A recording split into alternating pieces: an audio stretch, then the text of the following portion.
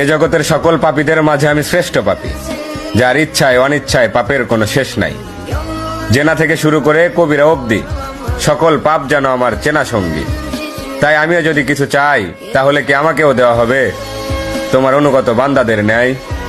কেননা আমি শুনেছি তুমি রহমান, তুমি রহিম, তুমি এমন এক আল্লাহ যার কাছে চাওয়ার মতো চাইলে নাকি ফিরিয়ে দিতে লজ্জা পাও বান্দার হাত। তাই এবার আমিও তোমার চরণে উৎসর্গ করে দিলাম আমার শান্তির ঘুমের নিশিরাত।